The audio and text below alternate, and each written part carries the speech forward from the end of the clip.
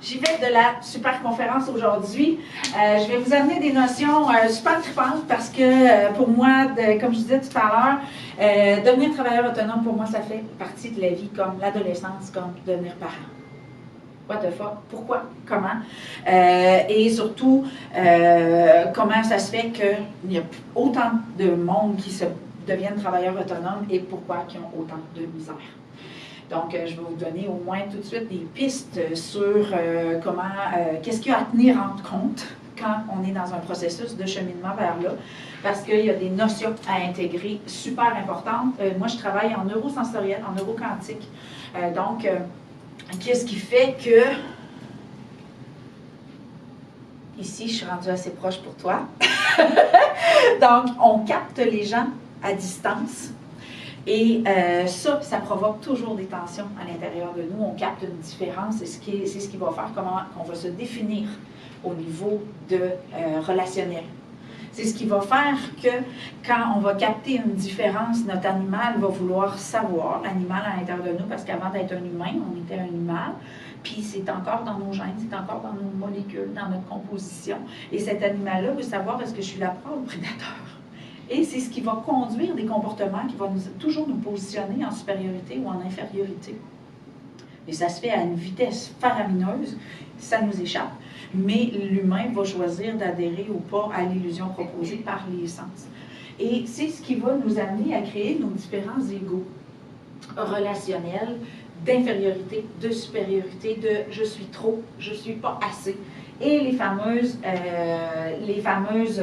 blessures de l'âme que tout le monde commence à connaître, l'abandon, le rejet, l'injustice, l'humiliation, trahison, parce que lorsque on entre en relation avec les gens, et ça se fait très, très, très jeune, notre mode de survie, il y a une âme qui arrive de l'intangible. Là, vous allez voir, je saute du coq à l'âne parce que oui, j'ai mélangé la religion, la science, la biologie, le quantique, tout.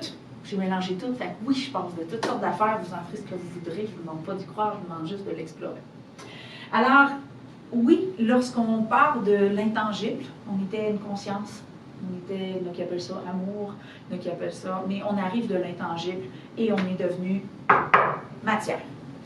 Cette matière-là va proposer à l'âme ou à ceux qui existent que c'est comme si on prenait une goutte dans l'océan et on la met sur la plage. Tu es seul. Ta-na-na-na. Et c'est ce qui va donner naissance à mon cri, c'est là. Ils ne veulent plus de moi. Pas juste ici, je veux œuvrer à l'amour, mais je suis une petite gogosse de même, comment je vais faire pour y arriver? L'humiliation, je suis rien, je suis un caillou dans une montagne, je suis inutile, donc l'humiliation. Et la trahison, c'était pas écrit d'un petit caractère, j'ai pas vu que ça allait être aussi difficile. Donc, ces blessures-là vont être comme des espèces de mouvements générés par l'âme qui a passé de intangible à matière. Lorsqu'on atteint une différence, lorsqu'on accède à une différence, on va prétendre à un isolement. Donc, c'est comme si l'âme avait atteint les limites de l'amour. Mais elle n'a toujours existé que par un tout, donc elle va se dire, l'amour est menacé, il ne reste que moi, parce qu'elle n'a pas la notion d'être connectée encore au tout, parce que son aspect est tellement différent. Et la bibite que nous sommes, notre mental, les 22 hamsters qui vont collaborer à explorer ce que cette âme-là et ce que ce corps-là lui propose, va avoir le choix d'adhérer ou pas. Et plus il va adhérer à ça, il va se définir comme dans l'insécurité, dans la frustration, dans la comparaison, l'impuissance, la révolte. Il va nourrir ces mouvements-là et se définir. Donc, le fondement de l'ego, c'est la naissance des croyances limitantes. L'objectif, c'est la survie du corps. L'homme a dit, je suis venu livrer l'amour, il faut que je reste en vie. Donc, elle va vouloir exister par n'importe quoi. Et tout ce qui va lui permettre d'être nommé va l'assouvir, en quelque sorte. C'est pour ça qu'on est tellement esclaves de la nomenclature. Il y en a là qui n'ont jamais, mettons, des fumeurs. L'exemple le plus simple, c'est un fumeur. Souvent, le fumeur ne veut pas arrêter de fumer parce que c'est la seule façon qu'il a interagi avec les gens. Il dérange le monde avec sa boucane. Et lorsqu'il veut arrêter de fumer, ben, il ne sait pas ce qui pourrait être d'autre. Je suis en train d'écrire mon livre Exister et c'est hallucinant tous les types d'existence qui nous limitent parce que si on n'est plus ce qu'on était, qu'est-ce qu'on va être? Donc, je dis tout le temps aux gens, arrête de dire que tu ne veux plus être ça. Choisis, crée-toi. Mets sur papier, là, ce par quoi tu veux être reconnu, ce par quoi tu veux faire une différence dans la vie des gens. Okay? Donc, c'est super important si vous avez commencé déjà à dire « je ne veux plus être ça, je suis écœurée d'être ça, je ne veux pas être comme ma mère, je ne veux pas être comme mon père », les plus courantes, choisis par quoi tu veux être reconnu, par quoi tu veux exister. Donc, on est en mode survie et là, on a nos fameux « il faut » existentiels. Les « il faut » existentiels, c'est que quand on était petit, comme ça, on regardait les grands comme ça, puis qu'on se disait, je veux livrer l'amour le plus grand possible, ben on se disait, ben il faut absolument que je sois comme ça. Fuck. Donc, oui, on a regardé nos parents en définissant nos il faut existentiels, et ça s'est fait dans le 0 à 7 ans. OK? Je ne sais pas si vous avez déjà jasé avec un enfant de 5 ans. Jesus Christ. Ce sont des grands créateurs. Très créatifs, très farfelus.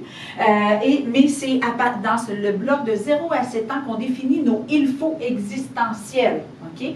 Ça veut dire quoi? Ça veut dire que si je n'arrive pas à faire la preuve que je suis ça à chaque jour, je vais mourir. Ces choix-là sont faits premièrement dans l'inconscience. Ce sont des choix très sincères, parce qu'ils sont très inconscients, mais vitaux, viscéraux, mais en plus sont faits dans l'amour inconditionnel. Ça veut dire que si il faut que je reçoive une claque en arrière de la tête pour manger, ben c'est ça qu'il faut que je devienne. Parce qu'il est grand, il a survécu. C'est très inconscient. Donc, de 7 à 14, qu'est-ce qu'on va faire? On va observer chez nous que notre aptitude à reproduire. Ou on va dire « never ». Jamais je vais être de même. Ou on va expérimenter l'inconfort en se l'imposant quand même. D'où la fameuse crise d'adolescence où est-ce qu'on va dire « fuck off ». Je ne serai pas comme ça. Je choisis d'être comme moi. Sauf que ce qui a fait le choix demeure. Et c'est ce que j'appelle la dualité existentielle. Parce que ce qui a fait le choix veut survivre. Et ce qui veut être autre chose est en conflit avec quelque chose qu'il ne connaît pas. Donc, cette dualité-là interne, il n'est pas question que je sois comme ça, que ce soit de l'égoïsme, de l'égocentrique, ou peu importe comment vos parents étaient. Souvent, je recommande aux gens dans mon livre « Et si Dieu est ta matière », je donne une espèce de petit mode d'emploi pour aller identifier vos il faut existentiels, pour aller les reconnaître, les identifier. Aimer ce petit enfant-là. Merci pour ton acharnement. On a réussi. Plus besoin. On peut être autre chose. Donc, ce petit enfant-là a besoin d'amour parce que si on fait juste le tasser, c'est là que ça devient un problème parce que ça nuit au niveau de notre champ quantique. Je vais l'avoir davantage un petit peu plus loin, mais notre champ quantique ne ment pas. Donc, quand l'âme est devenue matière, elle est devenue dans une molécule d'eau. Donc, si on fait zoom, zoom, zoom, zoom, zoom au plus petit, on est une molécule d'eau. Et c'est ce qui gère notre champ quantique, notre mouvement de captation et d'émission de ce en quoi nous croyons. Donc, c'est pour ça que ce que l'on croit que l'on est, l'ego, là, c'est ça. OK? C'est pas de l'orgueil. L'ego, c'est ce que je crois que je suis. Pourquoi on a tendance à croire que l'ego, c'est de l'orgueil? C'est parce que si je me crois supérieur, m'a pété de la broue. Et si je me crois inférieur, je vais fermer ma gueule. Donc, ils sont juste plus discrets, mais ça demeure un ego. OK? Donc, l'ego, c'est ce que je crois que je suis. Et c'est ça qui influence toutes nos relations interpersonnelles. Donc, c'est ce qui les faux existentiels que j'appelle. Notre mode de fonctionnement, c'est la peur. Donc, on est juste conscient qu'on est limité, qu'on est dépendant, qu'on dépend du regard de l'autre pour exister, qu'on dépend de la relation pour avoir un impact. Donc, on est dans la peur constante due à la dépendance relationnelle pour pouvoir exister. Les réflexes, le cerveau reptilien intervient toujours en premier, se figer, se sauver, attaquer. Plusieurs sont déjà au courant de ça. Et bien sûr, les réflexes mentaux nocifs, je veux absolument exister. Donc, qu'est-ce que je vais faire? C'est qu'à partir de chaque expérience que je vais vivre, je vais me définir. Et là, je vais me mettre des étiquettes jusqu'à temps qu'on ne me voit plus en arrière. OK? Donc, c'est là où est-ce que le cœur est souvent malheureux parce qu'on se sent limité. Notre eau est en glace. Donc, on a beaucoup de crispation corporelle parce qu'on ne fait que capter des différences tout le temps et ça nous confronte à notre impuissance d'avoir un impact, que ce soit au niveau de la communication ou peu importe. On est en train de créer nos connexions neuronales et notre monde semble bien sombre. Donc, c'est, j'appelle ça l'enfant, mais on s'entend qu'il y a des enfants de 70 ans, de 50 ans, comme de 6 ans. OK? Donc, les paliers existentiels que je vous propose ne sont aucunement reliés à l'âge. Donc, qu'est-ce qui arrive quand on se rend compte que notre vie n'est que pour faire de nous une victime ou un bourreau? Qu'est-ce qui arrive quand on se dit « et si » ? Et si? Et où je l'ai mis? Et si? Je ne l'ai pas mis là-dedans, je l'ai mis dans mon autre. Donc, et si ma conception de moi était erronée? Et si j'avais pu tirer autre chose de mon expérience que de me définir? Et si j'avais évolué? Et si j'avais tout, mais je ne savais pas? Donc, c'est vraiment la remise en question qui va faire passer de l'enfant à l'adulte, et encore là, ce passage-là peut se faire à tous âges. C'est se donner le droit de prendre sa place, en comprendre l'importance. Ça veut dire quoi?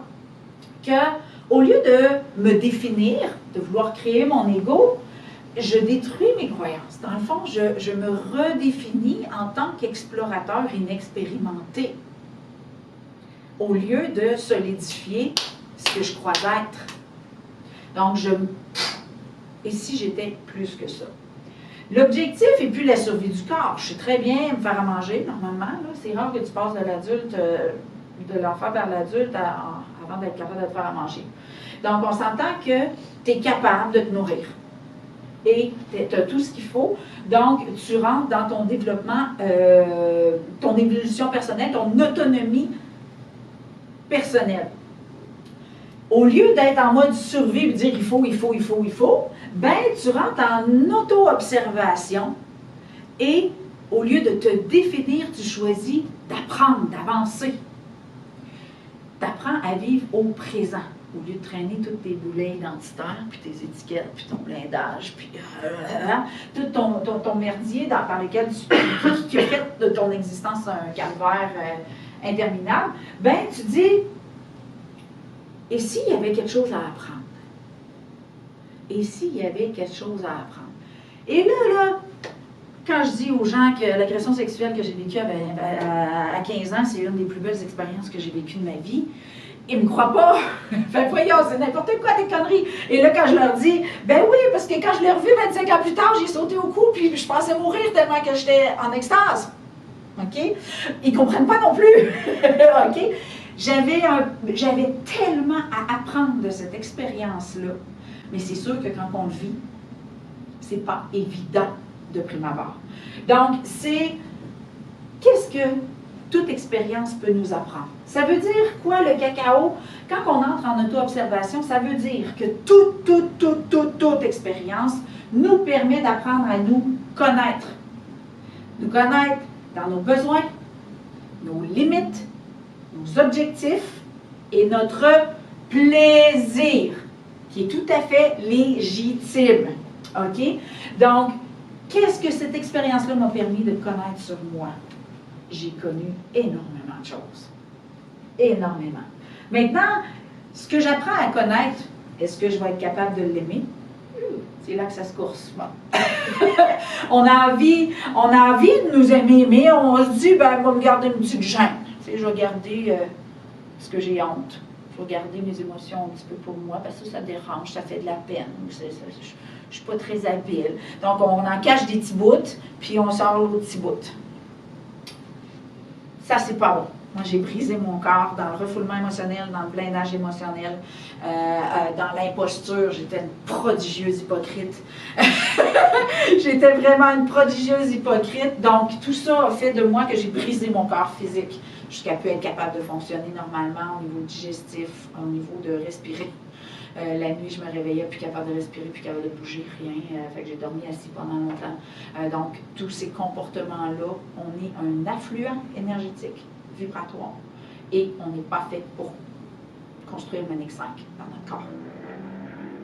On oublie ça dès le départ. Donc, oui, on a le droit d'aimer, et c'est notre rôle. On ne délègue pas cette responsabilité, c'est à nous d'aimer ce qu'on découvre et de s'en faire ambassadeur, donc en communiquant en totale authenticité, en totale transparence, ce qui va mettre du mouvement dans notre existence. Et ça, c'est vraiment la pierre angulaire au niveau relationnel. Pourquoi? Parce qu'un travailleur autonome qui va choisir de cacher des fragments de lui va freiner son mouvement quantique. Moi, là, je ne fais pas de marketing pour trouver mes clients. Je suis totalement transparente. Donc, quand j'aimais, là, j'aimais pas comme ça. J'aimais comme ça. Donc, mon signal se déploie. Et les gens, je leur demande comment t'entends tu parles. Oh, je sais pas trop, je gossais, puis je l'ai trouvé. Donc, la posture du travailleur autonome repose vraiment sur sa capacité à être authentique, transparent, parce que vibratoirement, tu as le choix de bâtir des barrages avec ta clientèle ou de bâtir des ponts avec ta clientèle. Donc, en tant que travailleur autonome, tout repose sur ta capacité à être ça. Maintenant, étant donné que se connaître, on n'a pas eu de formation, on n'a pas eu de mode d'emploi, puis on avait à peine le droit, ça pareil, puis ça pareil. OK? Donc, on était comme sa blacklist d'autorisation de ça. Donc, qu'est-ce qui arrive? On n'est pas bon. On est extrêmement maladroit lorsqu'on s'entraîne à ça. Moi, j'ai fermé ma gueule pendant 42 ans.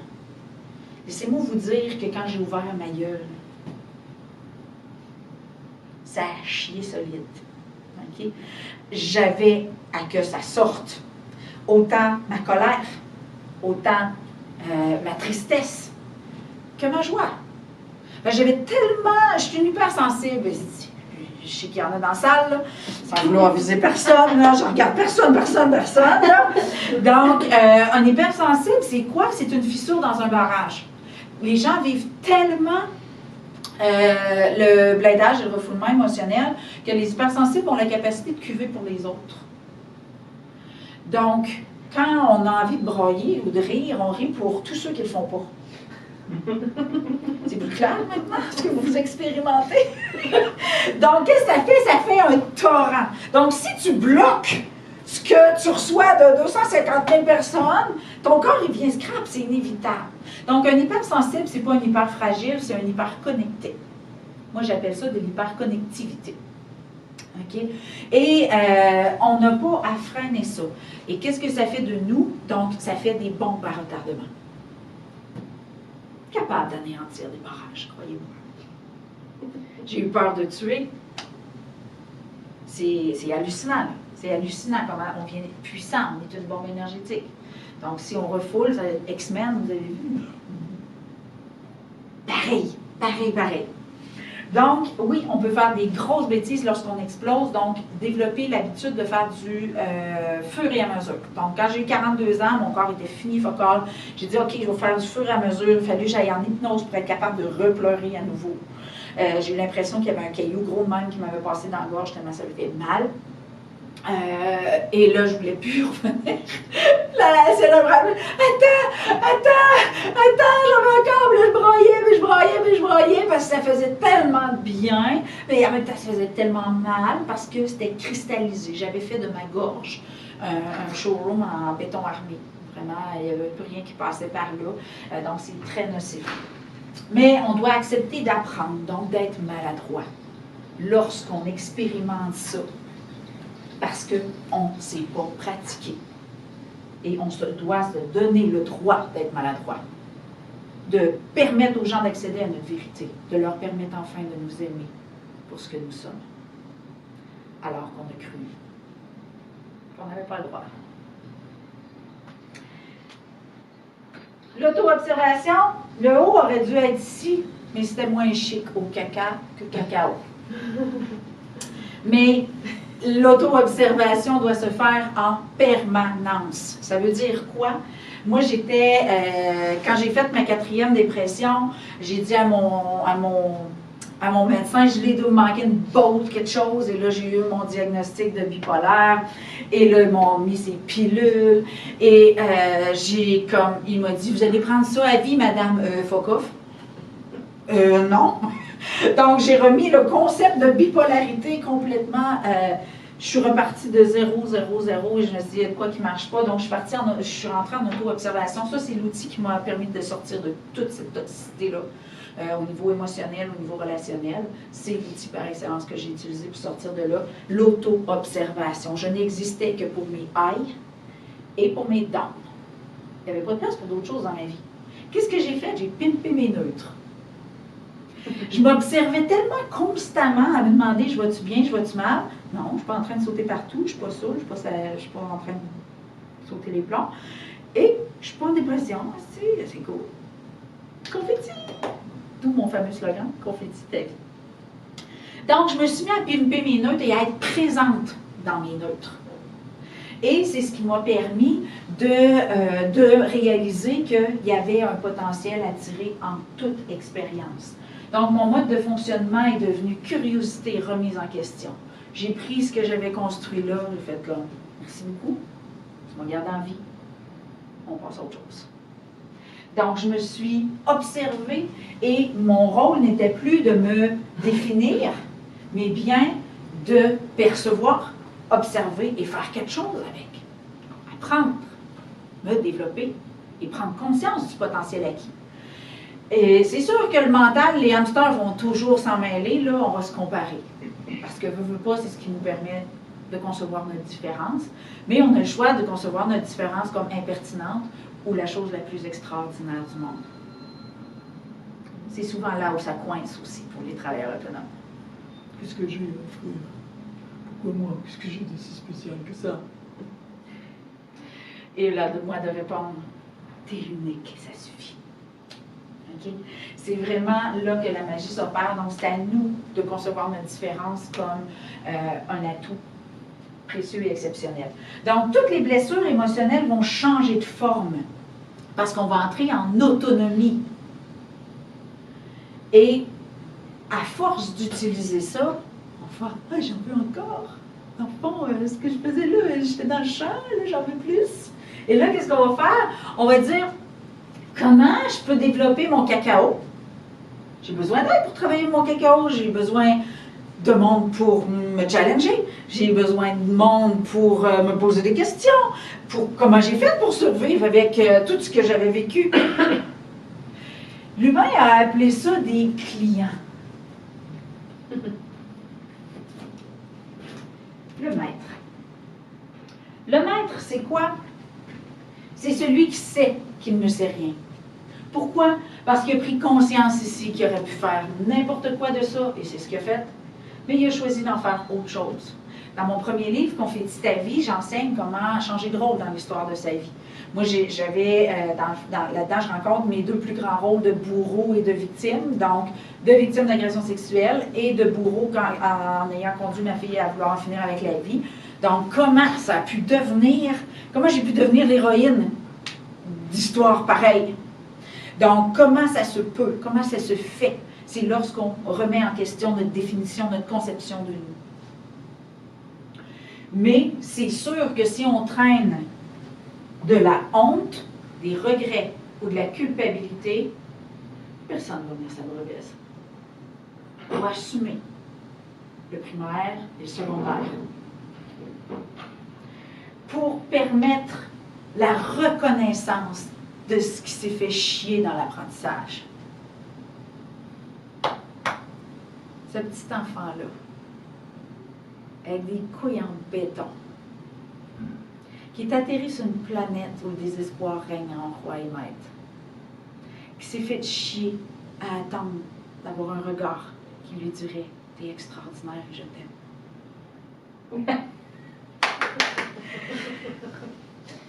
Mais qui a attendu tellement patiemment qu'il a perdu espoir peut-être au passage. C'est à nous de prendre cet enfant-là dans nos bras. Et de dire, je ne te laisse pas derrière moi, parce que je veux aider ceux qui subissent ce que tu as subi. J'ai besoin de toi pour me dire comment leur parler, pour faire naître la goutte de l'espoir dans leur réalité sombre. J'ai besoin de toi pour me donner mon pitch qui va accrocher tous ceux qui sont là. J'ai besoin de toi pour à tous les jours te donner la parole et te témoigner à quel point tu es aimé. Par personne d'autre que moi-même. Donc, devenir travailleur autonome, c'est choisir d'entrer en contact avec notre parcours qui n'était pas là pour nous faire chier, mais qui était là pour nous faire découvrir une force insoupçonnée. Tout comme la mère. Voyons, je ne passerai jamais 5 nuits blanches. Tu gâches-tu? Oui. Tout comme l'adolescent. Je ne passerai jamais 5 nuits blanches. Tu gâches-tu? OK. Oui, on a des capacités insoupçonnées à l'intérieur de nous. Quand je me suis fait agresser sexuellement et que je me suis sentie minable toute ma vie, ça m'a pris comme 25 ans à me rendre compte que finalement, j'étais sortie de mon corps quand ça s'était fait. L'image que j'aurais dû avoir, c'était ces trous de nez. Mais ça ne fitait pas avec l'image de mon souvenir parce que je me voyais là et j'étais là. J'étais spectatrice. Maintenant, je m'en sers en consultation. Je le fais sur commande. À l'époque, je l'ai fait spontanément. Quand je me suis rendu compte que je l'ai fait là, je me suis rendu compte, mon Dieu, j'ai-tu assez loafé ma vie? Je sortais pas mal plus souvent que prévu. Je me suis entraînée à rester ici, là, pour être là, pour vous parler, que vous m'entendiez aujourd'hui. OK? Donc, on découvre des potentiels inouïs quand on est... L'humain évolue par la curiosité, l'inconfort et les surprises. Mais souvent, ça nous fait tellement fort qu'on est... On a l'air de ça, là. On est tellement omnubilé par la surprise, par le changement de paradigme, par les inconforts, qu'on oublie d'aller à la quête du cadeau qu'il y a derrière l'occasion. Mon chum, il capote parce que, tu sais, il m'a vu, ça fait 20 ans que j'étais avec, il m'a ramassé à la petite cuillère. Ma seule méthode de communication, c'était blessure, maladie, accident, drame familial. Là, j'étais capable d'obtenir quoi que ce soit qui peut-être était légitime pour moi. Donc, là, il a vu que je suis rendue autonome et que je me souviens à bien des choses. Puis quand j'arrive devant un choc, ben, au lieu que ça traîne 25 ans, ben, ça traîne quelques heures, quelques minutes ou quelques jours maximum. Au bout de 2-3 jours, c'est fini. Donc, c'est de développer la posture de je ne me définis plus, j'évolue et je sais que je ne sais rien, mais je choisis d'apprendre en collaboration à un monde que personne connaît, que personne comprend. Et j'accepte d'avoir des collaborateurs nommés clients pour le faire. Donc, pourquoi je vous amène à ces notions-là? Parce qu'il y a énormément de travailleurs autonomes qui croient avoir atteint une espèce de sommet, peu importe, et ils croient savoir. Et souvent, ils viennent me voir en consultation, mais oui, mais j'ai pas de clients. On n'est pas là pour savoir, on est là pour évoluer. Donc, si tu n'as pas l'humilité, il n'y a personne. Tout le monde est dans la honte de ne pas savoir. Personne n'aime ça, dire, je ne sais pas. Personne n'aime ça. Donc, si tu arrives à côté de quelqu'un qui sait, ben, tu n'as pas envie qu'ils te mettent en face à quel point tu ne sais pas. Donc, tu dois développer l'humilité de ne pas savoir. J'ai été capable de dire, je ne sais pas, à 42 ans, asti, je suis venue. Instantané. Instantané. Parce que moi, dans mon il faut existentiel, j'avais un père qui était aussi un haut potentiel, hyper connecté, mais qui ne savait pas. Donc, il ne m'a pas expliqué quel genre de bébite nous étions. Donc, il savait tout. Fait que j'avais pas le droit de ne pas savoir. Fait que j'avais une pression incroyable et quand je savais pas, ben, je faisais accraire que je savais. Et qu'est-ce que ça fait quand on essaie de se faire accraire aux autres, et surtout à nous, c'est on a peur que ça s'effondre. Mon corps, il a comme fait, niaises-tu, là? Tu sais, il a dit, arrête. Donc, c'est vraiment d'entrer en... quand on parle, souvent les gens vont parler de confiance en soi. La confiance en soi prétend que tu sais, alors qu'on sait toutes qu'il y a tout le temps une hostie de surprise qui nous pète dans la face, qu'on pensait savoir puis qu'on ne sait pas. Que ce soit à propos de nous, ou que ce soit à propos de la vie, ou à propos de n'importe quoi, il y a tout le temps quelque chose qui nous propose qu'on ne sait pas, puis qui nous met en face, qu'on ne saura jamais tout. Donc, si on ne développe pas la confiance qu'il y a quelque chose à apprendre, soit pour nous ou pour ceux avec qui on collabore, bien c'est là qu'on se fourre et qu'on plafonne et qu'on n'a pas les collaborateurs pour nous amener les questions et l'investigation. Donc, la posture, quand on devient travailleur autonome, c'est vraiment d'entrer en humilité le plus possible pour permettre à une confiance non imposteur, mais bien une confiance qu'il y a quelque chose à apprendre. Tu sais, moi, quand quelqu'un m'arrive avec une question, c'est donc bien là, ta question, peut-être pour aller chercher la réponse. Je vais en conscience pub maintenant, c'est cool. Je sais que je peux y aller. Donc, je vais aller chercher la réponse là où elle est. Mais je ne prétends pas la savoir, puis je n'inventerai pas un paquet de conneries que je ne sais pas. Je dis, je ne le sais pas, mais est-ce que j'ai envie de le savoir? On va aller chercher ensemble. Des fois, la réponse est carrément dans mon client, mais il ne sait pas. Des fois, la réponse est ailleurs. Cool. On va aller chercher là où elle est. Mais l'imposture en tant que travailleur autonome est l'une des postures relationnelles les plus limitantes. Okay? Donc, c'est à faire attention. Donc, les réflexes ici qui étaient l'auto-observation et dénicher le cacao, ben devient, je ne le fais plus juste pour moi. Je rends tout. Donc, je réintègre un ensemble. J'accepte de ne pas œuvrer qu'à moi, car je sais maintenant que je ne suis plus seule. Parce que le petit qui a essayé de me faire accroire que j'étais seule n'est plus seul. C'est mon amour, mon admiration, et je lui ai donné sa place. J'attends plus que quelqu'un lui donne. Donc, quand j'arrive pour réseauter, j'attends pas que quelqu'un me dise « Ben, vas-y! » Non. C'est qui, là? Faut que je parle à qui? Faut que je parle. Check, qu'est-ce que j'ai d'extraordinaire à t'offrir? Donc, devenir travailleur autonome, c'est oser croire que sa différence est la différence qui va faire une différence. C'est oser mettre en avant l'aspect singulier de ce qu'on est. Et surtout ne pas cacher ce qu'il a appris, ce qu'il a enseigné. C'est ça, la magie.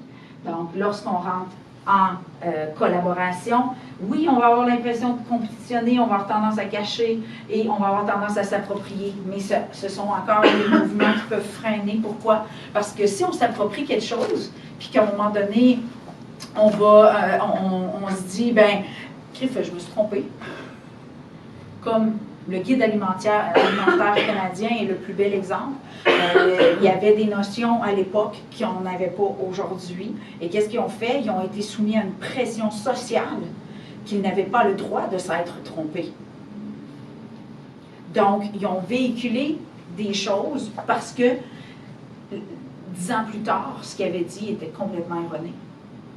Donc, et ça, c'est juste un exemple. Okay? C'est juste un exemple. Okay? À une époque, le lait était au centre de l'alimentation. Je ne sais pas si vous vous souvenez, là, c'est à peu près dans les âges. À l'époque, le lait était au centre de l'alimentation. Ben, ça, on va dire, ben voyons, est-ce on est seul mammifère qui boit le lait d'un autre toute notre vie? C'est quoi cette connerie, là, tu sais? Mais c'est ça. Puis c'est rendu autre chose maintenant. Okay? Donc, lorsqu'on s'approprie un enseignement, on ne se donne pas le droit de se tromper. Et c'est le fonctionnement de l'ego. Il ne peut pas changer. Il va mourir. Okay? Donc, de comprendre qu'on doit rester malléable, tout comme notre réalité l'est, tout comme nous, on l'est. Dans l'amour, la reconnaissance de nos objectifs, de nos limites, donc nos besoins, nos limites. Donc, oui, je crois savoir aujourd'hui, mais ça se peut que je me trompe. Okay? Et ça va enlever énormément de pression, de stress, de tension là, au quotidien. Donc, on n'est plus dans « je suis totalement dépendant des autres », on n'est plus que dans « je suis autonome », au niveau de mon amour, au niveau d'avoir ma place, de m'accepter tel que je suis, de me respecter. Mais non seulement, je me souviens du temps où j'étais là. Et j'ai appris l'autonomie, l'indépendance, l'estime, le respect, l'impartialité, le partage, l'humilité et le respect d'autrui, l'intégrité, pour aider ceux-là à sortir de là.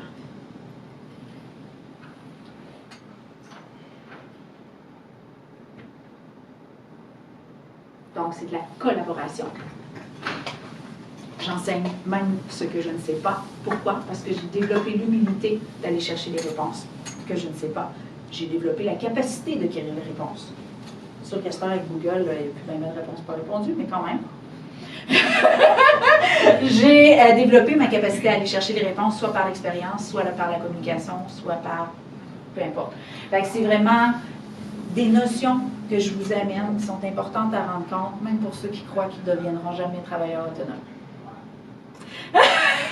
Si vous avez des questions, si vous voulez élaborer davantage, mes 2 livres sont vraiment des outils de cheminement de ce processus-là.